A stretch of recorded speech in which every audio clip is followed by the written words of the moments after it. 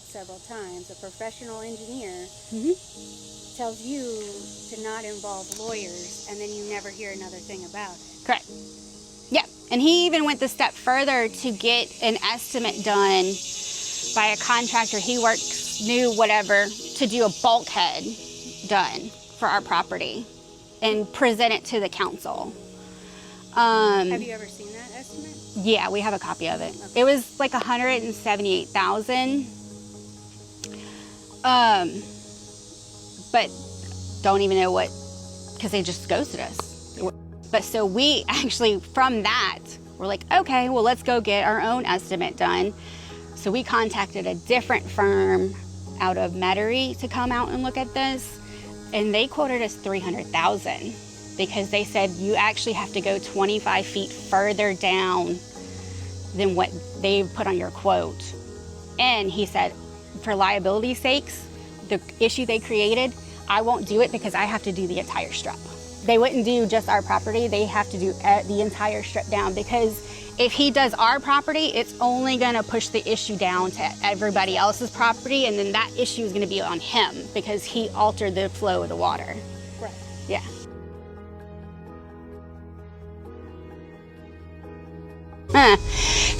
So everybody kind of does keep asking why we stay here, especially when we explain some other things that have happened. The reason is because we are responsible for the property. We're responsible for maintenance and upkeep, and then we're responsible for chasing off vagrants, squatters, the children who like to take the canal side and walk up the tree line and then play on our dangerous roof.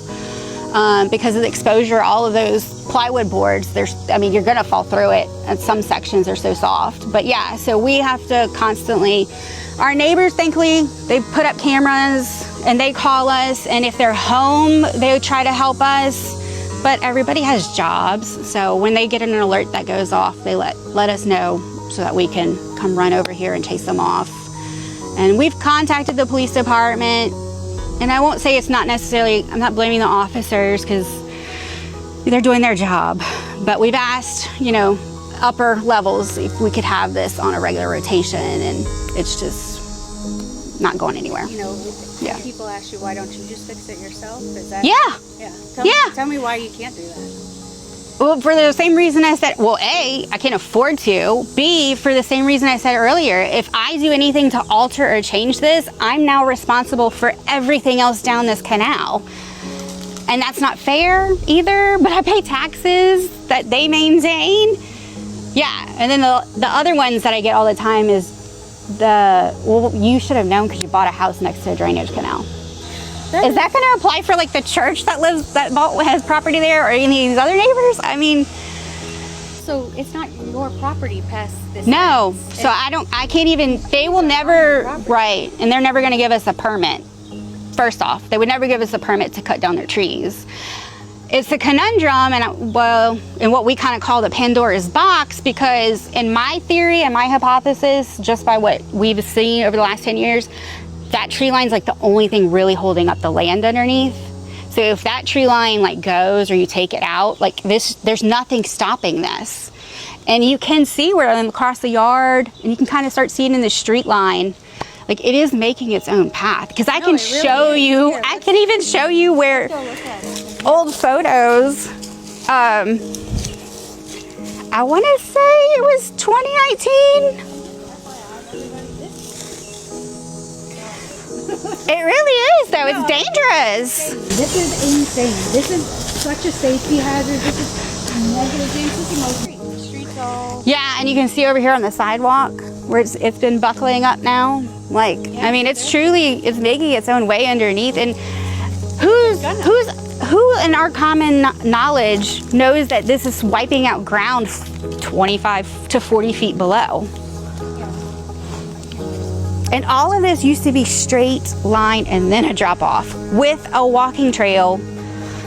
And then there was still, and then there was still 2 feet on the other side of the walking trail. So it was a nice ledge, you felt kind of safe. It used to be great.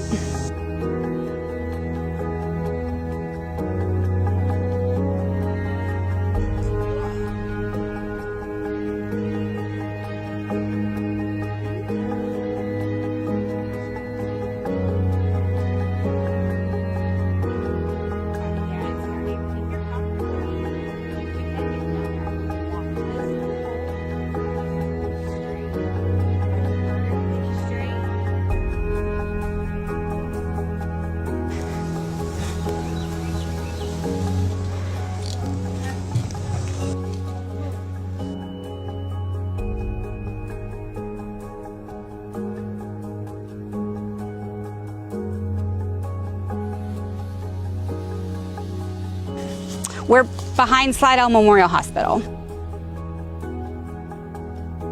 See, when it first happened, this is what I saw, and I was like, I don't know what I see, or what it is going on, but I know this isn't good.